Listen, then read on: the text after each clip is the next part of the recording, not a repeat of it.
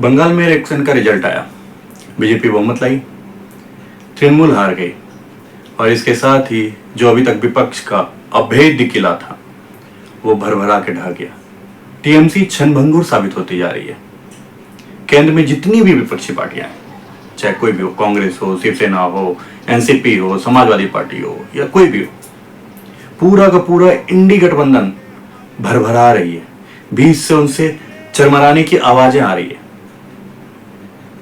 लगता ही नहीं कि ये मोदी की 240 वाली सरकार है। 2014-2019 में जो सरकार थी, जो 2/3 बहुमत के आसपास की सरकार थी, 2019 वाला तो बहुमत के आसपास की सरकार थी एनडीए की, ये उससे भी ज्यादा मजबूत साबित होती जा रही है। और अभी जो पीछे की घटनाएं घटी है और अब जो आगे जो घटनाएं हो रही है, जो नई चीजें उभर करके आ रही है, चलिए उस पर बात करते हैं। सबसे पहले बात करते हैं हम लोग बंगाल इलेक्शन की।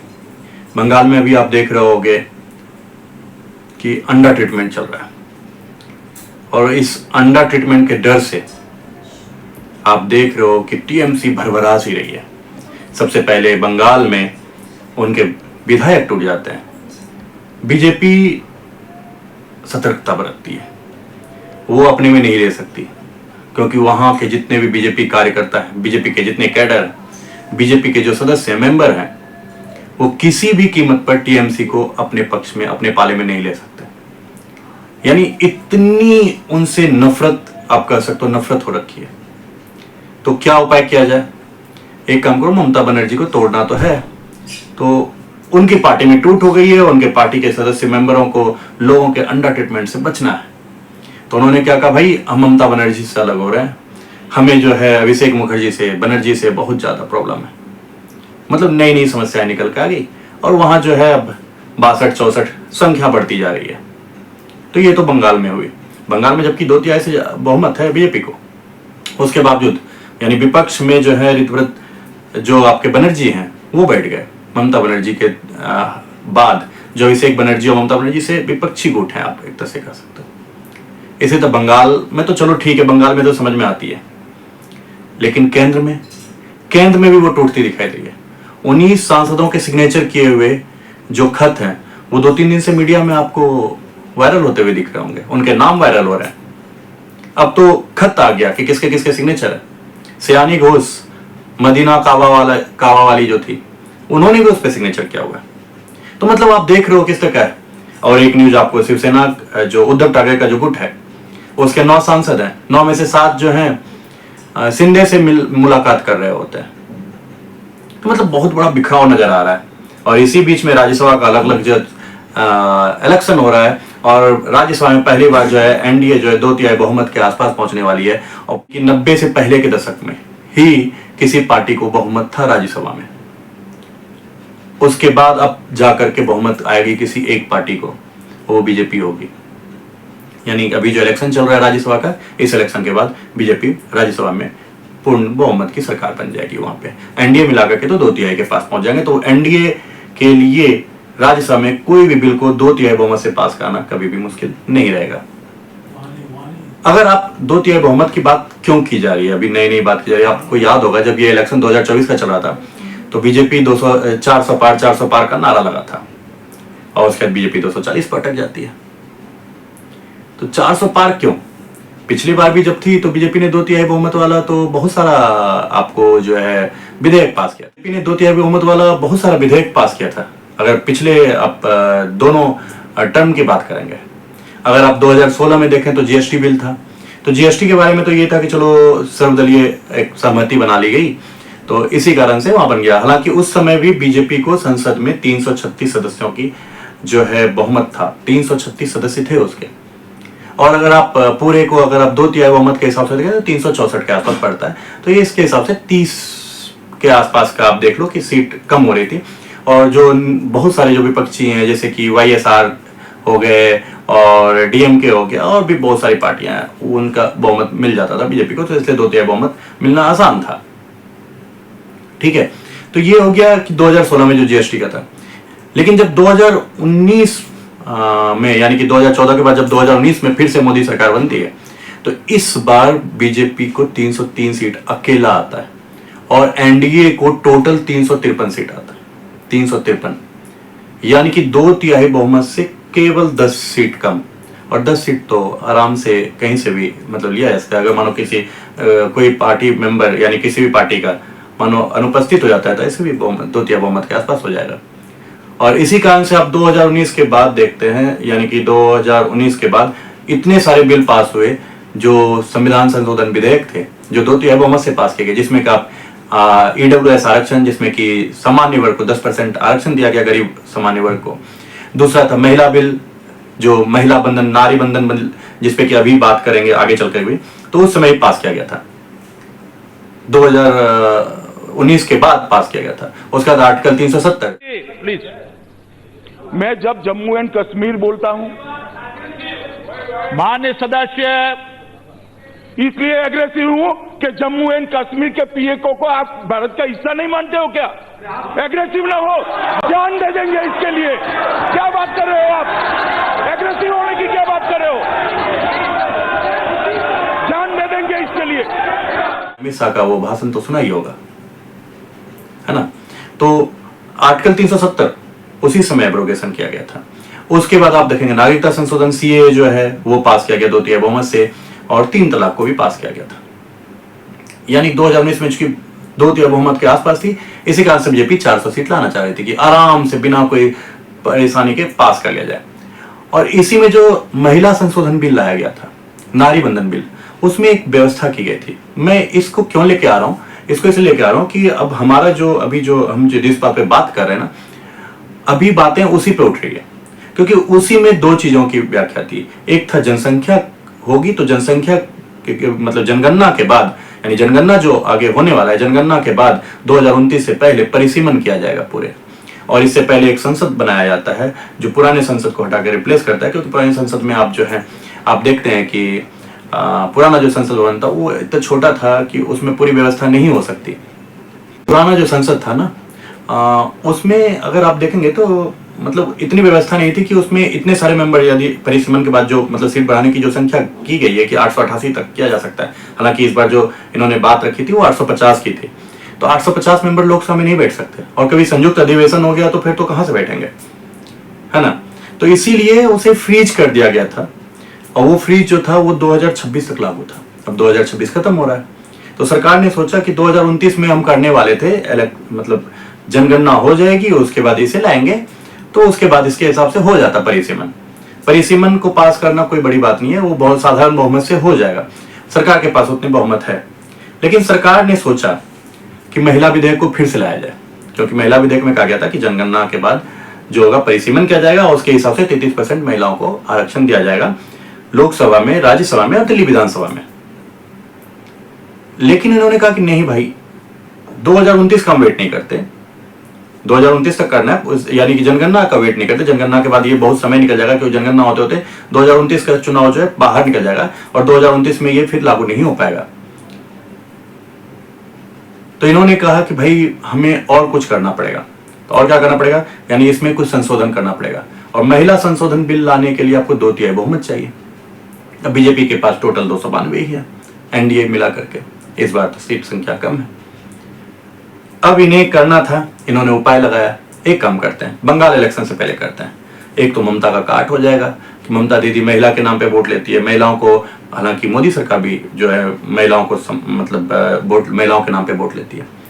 तो कौन महिला सशक्तिकरण को आगे बढ़ा रहा है उसको दिखाने के लिए हम महिला बिल लाते हैं।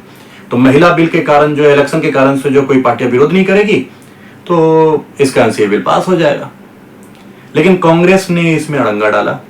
डीएमके जो दक्षिणपंथी जो पार्टी है, यानी दक्षिण की जो पार्टी है, उसने इसका विरोध कर दिया, क्योंकि उसे कहा गया कि भाई अगर आपने इस बिल को पास करवा दिया, परिसीमन बिल को, क्योंकि महिला बिल के अंदर में परिसीमन बिल है, अगर परिसीमन बिल को पास करा दिया तो फिर क्या होगा ना कि जनसंख्या के हिसाब से, चूंकि जनसंख्या अभी बहुत ज्यादा चेंज हो गया, उत्तर की जनसंख्या ज्यादा हो गई, दक्षिण की जनसंख्या कम है, तो दक्षिण वाले कहेंगे भाई हमने तो जनसंख्या पे नियंत्रण किया, तो हमें तो इसका मतलब नुकसान हो गया, हमारी सीटें घट जाएंगी। हालांकि सरकार ने कहा था कि हम आप बात करो, हम इस पे अभी 10 मिनट के अंदर में चेंज कर देंगे, और 50% के हिसाब से उन्होंने लगाया था। लेकिन जो भी था, राजनीति थी जो भी थी, उसके हिसाब से वो बिल रद्द हो जाता है। सरकार 12 साल बाद कोई भी ऐसा विधेयक था जो सरकार फेल हुई थी पास कराने में। नहीं तो किसी न किसी वजह से सरकार किसी न किसी तरह से कोई ना कोई टोटका लगा के जैसे भी हो, जैसे भी किसी को मनाना हो, कैसे करना हो, पास करा लेती थी। और इसका असर हुआ कांग्रेस पे और विपक्षी पार्टियों पे, उनमें एक मनोबल आया। लेकिन जैसे ही बंगाल चुनाव होता है, बंगाल में ममता बनर्जी हारती है, उसके बाद अंडर ट्रीटमेंट जैसे शुरू होता है और बंगाल में टीएमसी में जैसे क्षणभंगुर सी स्थिति दिखाई दी, कभी बंगाल के विधायक टूट रहे हैं, यहाँ सांसद टूट रहे हैं। उसके बाद शिवसेना की बात आती है, झारखंड में भी बात आ रही है। जेएमएम जो है कांग्रेस से नाराज है, आरजेडी से नाराज है, क्योंकि जेएमएम को आरजेडी ने मतलब बेइज्जत कर दिया था। उसी तरह कांग्रेस ने चुनाव तक तो डीएमके के साथ तमिलनाडु में लड़ाई लड़ी, लेकिन एक पल भी बिना बात किए मतलब गैर जिम्मेदाराना व्यवहार दिखाया राहुल गांधी और उनकी पार्टी ने, और बिना डीएमके को पक्ष में लिए टीवीके के साथ चले गए। अब डीएमके उससे नाराज, अब डीएमके कह रही है कि भाई मुझे अलग सीट दो, मैं उसके साथ नहीं बैठने वाला। तो अब बीजेपी को यहां पे एक रास्ता दिखाई दे रहा है। जो बीजेपी 292 पे थी और महिला नारी बंधन बिल जो था उसमें 298, यानी कि उनसे भी कुछ लोगों ने वोट डाला था। 18 जो अदर्स हैं, अगर उन्हें ले लिया जाए और तृणमूल के जो 20 जिन्होंने कि अभी लेटर दे दिया है लोकसभा अध्यक्ष को कि हमें अलग सीट चाहिए, हम एनडीए को समर्थन कर रहे हैं, 29 में से 20 ने दे दिया। इसी तरह आप डीएमके को देखें, डीएमके के भी 22 हैं, और अगर आप जो शिवसेना के 9 मेंबर हैं, 9 में से 7 जो है शिंदे के साथ जाके मिलते हैं। जेएमएम भी सपोर्ट देने के लिए तैयार खड़ी है, क्योंकि अभी आप देख लो झारखंड में जो राज्यसभा चुनाव हो रहा है वहां पे जो है बीजेपी जीतने वाली है, तो जेएमएम भी वहां पे सपोर्ट करने वाली है। तो जैसे जेएमएम, क्योंकि अगर आप सिर्फ डीएमके और तृणमूल को ही जोड़ लोगे ना और शिवसेना को, तो 341-42 के आसपास आ जाते हैं। 10-15 सीट तो ऐसे ही किसी को कहीं पे भेजा जा सकता है, मतलब विधेयक लाने से पहले, जैसे कि हुआ था 370 के समय कि बहुत सारी विपक्षी पार्टियों के लोगों को किसी न किसी विदेश यात्रा पे भेजा गया था। तो ऐसा भी हो सकता है, हालांकि हो सकता है कि इस बार कांग्रेस सचेत हो, लेकिन जेएमएम आ जाएगी और 18 जो है अदर्स हैं, इससे सरकार को लग रहा है कि हम फिर से ला सकते हैं। और उनका जो 2-3 जो अगर आप एनडीए की बात करेंगे ना, अगर आप बीजेपी की बात करेंगे, तो उनके जो एजेंडे में, उनके जो घोषणा पत्र में रहता है ना, उसमें से आप देखेंगे वो अधिकतर को फुलफिल करते जा रहे हैं और उस बातों को पूरा करते जा रहे हैं। जिसमें से कि आप देखेंगे कि आप देखते हैं धारा 370 को उन्होंने कर लिया, राम मंदिर की बात थी उनके घोषणा पत्र में, उसे पूरा कर लिया गया। उसके बाद वो कहते हैं कि भाई हम आतंकवाद को जीरो टॉलरेंस करते हैं, तो आप देखते हैं वो तो आप उसके लिए आपको वोट डालने की जरूरत नहीं होती, उसके लिए संसद में वोट डालना नहीं है, कुछ नहीं करना। लेकिन जो संसद में जो कार्रवाई के लिए जरूरी है, यानी धारा 370 के लिए जो था, उसके लिए आपको संसद में चाहिए बहुमत। जीएसटी के लिए था, उसके लिए बहुमत चाहिए आपको। अलग अलग जो आपके बिल हैं, जो ईवीएस आरक्षण में बदलाव किया गया, उसमें आपको चाहिए। तो उसी तरह से ये परिसीमन बिल और महिला बिल का है। अब देखिए, महिला बिल का तो मैंने आपको सीधे सीधे बताया कि इसमें चेंज के लिए कि 229 में कर देना है, लेकिन परिसीमन का क्या है? महिला बिल के आपको हिस्ट्री में नहीं जा रहा कि देवगौड़ा के समय में सबसे पहले लाया गया था, वाजपेयी के काल में 3 बार आया, लेकिन पेश नहीं हो पाया, मतलब किसी कारण से विरोध होता रहा। यूपीए के समय में लास्ट समय में पेश किया गया, लेकिन जब सरकार ने उसे राज्यसभा से लोकसभा में पेश नहीं कर पाया, राज्यसभा में पास करा दिया लेकिन लोकसभा में पेश नहीं कर पाया, तो अपने आप निरस्त हो गया अगली सरकार आने के बाद। अभी सरकार ने लाया है 2023 में, उसे पास कराया, लेकिन उसमें पास करने के साथ उन्होंने सोचा था कि 2029 से पहले सारा चीज हो जाएगा, लेकिन अभी नहीं हो पाया। तो अब चाह रहे कि 2029 में इसे लागू कर दिया जाए, क्योंकि वो 1 नेशन 1 इलेक्शन को भी आगे बढ़ाना चाह रहे हैं। तो 2 चीजें एक साथ हैं, एक तो परिसीमन है, परिसीमन जैसे ही होता है 1 नेशन 1 इलेक्शन भी एक साथ आ जाएगा। तो इन दोनों के लिए संविधान संशोधन चाहिए, और इसमें आपको डीएमके और तृणमूल वाली ये यानी 2/3 बहुमत की जरूरत होती है। अब आप परिसीमन के बारे में कहेंगे, परिसीमन है क्या? इसको अगर इंग्लिश में कहें तो डिलिमिटेशन बोलते हैं। ये एक्चुअली में क्या होता है कि किसी देश या राज्य की जो विधायी सीमा होती है ना, उसमें जनसंख्या में बदलाव आने के कारण उसको फिर से निर्धारण किया जाता है, नए रूप में निर्धारण किया जाता है। अब जैसे देखो, जनसंख्या कहीं पहले 100 थी, अब किसी एक विधानसभा में 100 थी, 100 के हिसाब से एक मेंबर वहां से चुना जाता था। अब उसी विधानसभा में क्षेत्रफल तो नहीं बढ़ने वाला, लेकिन उसी विधानसभा में जनसंख्या जो है 500 हो गया।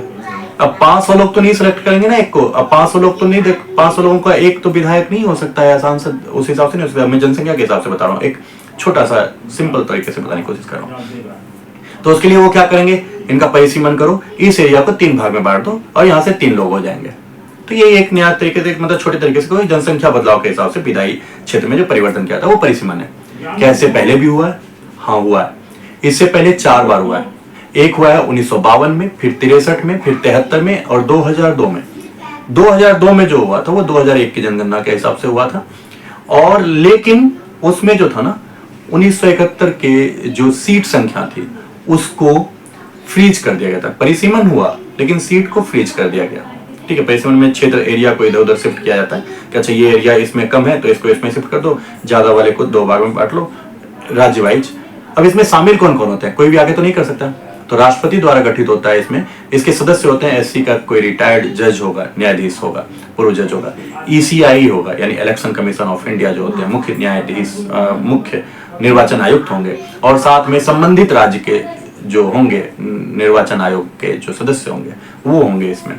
और साथ ही इसके साथ और एक चीज होती है कि इसके जो भी निर्णय होते हैं, फैसले होते हैं, जैसे परिसीमन इसने कर दिया तो उसको कहीं चुनौती नहीं दी जा सकती। इसी कारण से इस पे बवाल है और विपक्षी पार्टियों को लगता है कि बीजेपी आएगी, अपने हिसाब से परिसीमन करेगी और जो उनके कमजोर, पहले तो जनसंख्या मतलब संख्या बढ़ जाएगी, और साउथ वाले को लगता था कि यूपी सब में ज्यादा से ज्यादा संख्या बढ़ जाएगा और इसके कारण से बीजेपी यहाँ जीतती रही है, हिंदी भाषी क्षेत्र में उत्तर में जीतती रही है और आसानी से जीत जाती है, तो यहाँ से जीत करके आराम से बीजेपी जो है अपने आप को बहुमत मिलाएगी और कभी फिर हारेगी नहीं।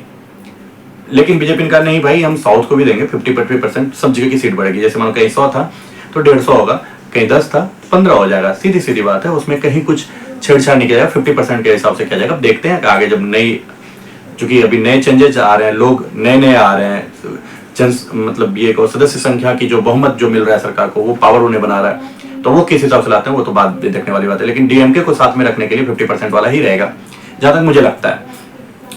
तो ये एक बात थी कि उस तरह से किया जाए, लेकिन अब देखते हैं कि परिसीमन के बाद सरकार क्या करती है।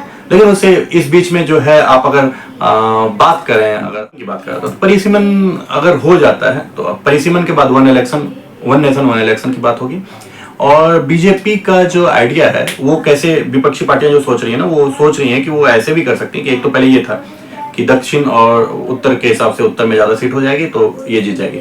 फिर उन्होंने कहा कि नहीं, ऐसा भी हो सकता है जैसे कि मुस्लिम बहुल इलाका है उनको एक बड़ा क्षेत्र बना दिया जाएगा जो छोटा बना जाएगा। मतलब देखते हैं अब कैसे परिसीमन होता है, ये तो बात की बात है। अब जो लोगों के जो तर्क वितर्क हैं वो तो बात की बात होगी, क्योंकि सरकार मजबूत होती जा रही है, मजबूत होती दिखती रही है और विपक्ष कमजोर पे कमजोर होता जा रहा है।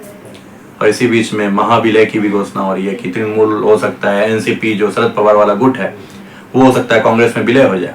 लेकिन उसका कितना असर होगा उस पर हम अगले वीडियो पे बात करेंगे। तो अभी सीधी सीधी इस बात है कि बीजेपी मजबूत हो रही है और मजबूत होने में जो विपक्षी पार्टियां हैं, कांग्रेस है, उनका बहुत बड़ा योगदान है। आप इस पे क्या सोचते हैं? आप अपनी राय रखें और कमेंट करें और मैं उस पर जवाब दूंगा। धन्यवाद।